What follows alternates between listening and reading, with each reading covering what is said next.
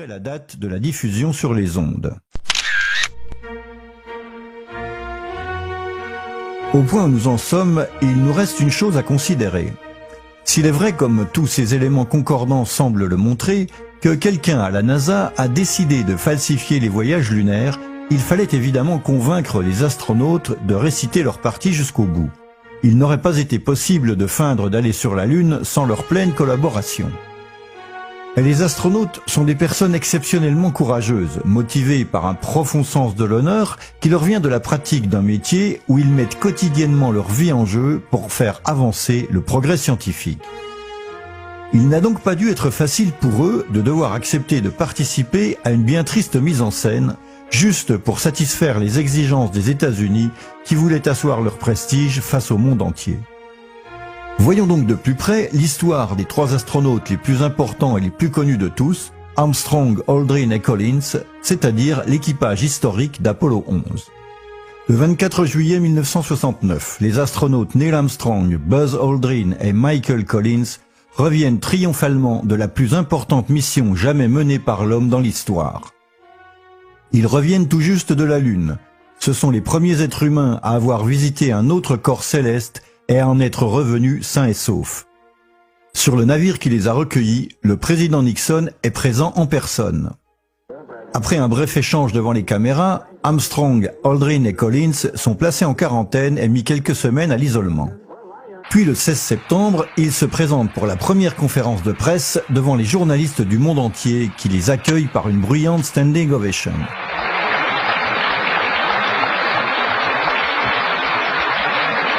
Tous s'attendent à voir trois héros pleins d'enthousiasme et de bonheur après la formidable mission menée à bien. Au lieu de cela, leurs visages paraissent tendus, sombres, presque soucieux. Ils ne semblent pas à l'aise et les moments d'embarras sont fréquents. Quand on leur demande quelle est pour eux la signification d'une mission qui a emmené l'homme sur un autre corps céleste, les trois astronautes ne semblent pas avoir un grand enthousiasme ni une grande envie de répondre. Many of us and many other people in many places have speculated on the meaning of this first landing on another body in space. Would each of you give us your estimate of what is the meaning of this to all of us?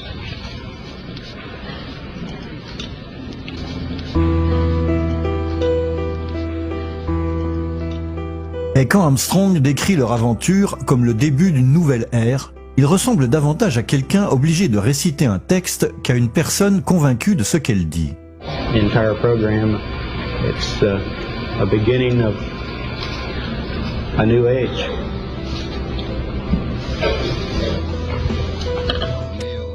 Mais le moment le plus embarrassant survient lorsque le célèbre journaliste Sir Patrick Moore leur demande s'ils ont pu observer les étoiles depuis la Lune. When you looked up at the sky, could you actually see the stars and the solar corona in spite of the glare? Mais aucun d'entre eux, étonnamment, ne se souvient avoir vu une seule étoile à l'œil nu. We were never able to see stars from the lunar surface or on the daylight side of the moon by eye without looking through the optics. Même Collins, qui est resté à tourner en orbite lunaire alors que les deux autres descendaient à la surface de la Lune, ne se rappelle pas avoir vu une seule étoile. I don't remember seeing any. Ceci constitue un fait véritablement déconcertant, étant donné que leurs collègues des missions Gemini qui les ont précédés de quelques années dans l'espace se rappellent très bien avoir passé de longues heures justement à observer les étoiles. We'd spend several hours just with our faces pressed up against the window at night with all the lights turned down low and watching the stars. Les astronautes des missions de la navette spatiale, comme James Reilly, racontent eux aussi avoir vu littéralement des millions d'étoiles briller dans le cosmos. What are the stars like in space? Like, are they just brighter than on Earth, or how would you describe it?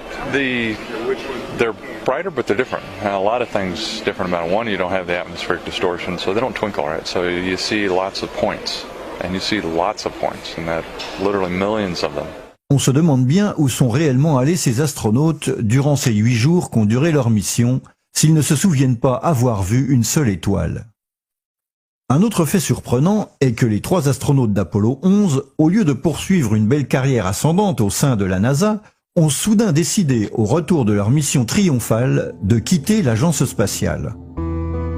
À peine un an après leur mission, avec un programme Apollo encore pleinement actif, tous 3 démissionnent de la NASA. Armstrong disparaît littéralement de la scène, part vivre à la campagne et décide de ne plus donner d'interview, devenant alors timide et inapprochable. Et lorsque la NASA célèbre la fin du programme Apollo, qui en l'espace de 3 ans a emmené 12 hommes sur la Lune, Neil Armstrong, le plus important de tous, refuse de participer à la cérémonie. À son tour, Buzz Aldrin tombe dans une période de profonde dépression qui le porte, comme il le raconte lui-même, à l'abus de drogue et d'alcool. I thrived on addictive substances, alcoholism, and clearly that began to predominate in my unstructured life. En 1973, il apparaît sur une photo dans Paris Match, décidément changé dans son aspect. Aldrin déclare même au magazine français « On nous croit des héros, mais la Lune nous a brisés ». Lors d'une interview en 1994, on demande à Aldrin de donner un conseil aux jeunes qui, comme lui, veulent devenir astronautes. Mais au lieu de les encourager et de leur transmettre de l'enthousiasme, il les met en garde contre de possibles désillusions. Space and its frontiers certainly are new and challenging, and because they're new and challenging, they're also uncertain, and I think anyone aspiring that as a career field has to be equipped with a lot of patience and the ability to cope with things not turning out exactly the way they may perceive that they would ahead of time. Pourquoi un homme qui a mené à bien la plus importante mission de l'histoire humaine, plutôt que d'encourager ces jeunes, les met-il en garde contre les désillusions et les échecs? Ladies and gentlemen, Neil Armstrong.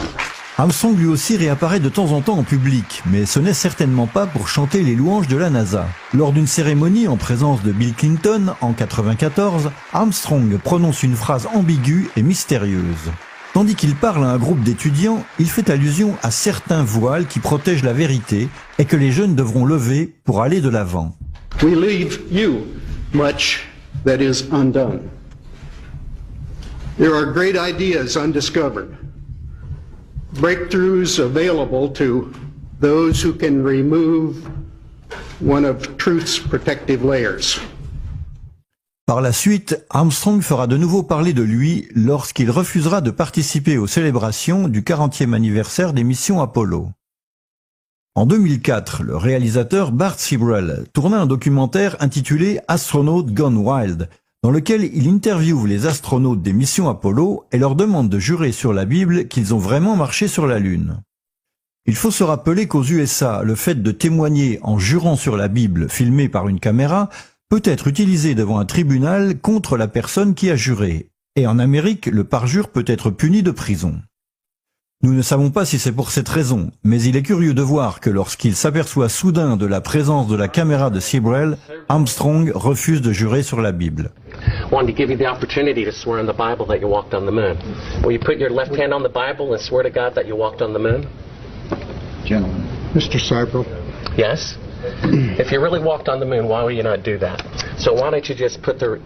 Même quand Sibrel lui offre $5,000 comptant à donner à une œuvre de bienfaisance, Armstrong refuse de jurer. You have $5,000 cash. You can give it to charity if you swear on the Bible that you walked on the moon. I have the tape. It'd be fine. Why don't you swear to... Why not? Why won't you do it? Aldrin aussi refuse de jurer sur la Bible. Why don't you swear on the Bible that you walked on the moon? Why don't you swear on the Bible that you walked on the moon? Sibrel continue d'insister et en arrive même à l'insulter, tant et si bien qu'Aldrin lui décoche un coup de poing au visage. Mais finalement, Buzz Aldrin, tout comme Armstrong, a refusé de jurer. Michael Collins, lui aussi, le 3e astronaute d'Apollo 11, refuse de jurer et s'enfuit même devant Sibrel comme s'il était le diable en personne. Asking you to swear in the Bible that you orbited the moon. Would you please go away? Well, if you really orbited the moon, why won't you swear in the Bible that you did so? I just don't understand why if you orbited the moon, you wouldn't have a problem about swearing to the Bible on it. Sibrel n'est évidemment pas un personnage qui se présente de manière amicale. Mais si l'un d'eux est effectivement allé sur la Lune, alors pourquoi ne pas jurer ? Il aurait suffi d'allonger la main sur la Bible et de dire « Je le jure » pour se débarrasser une bonne fois pour toutes de ce personnage encombrant.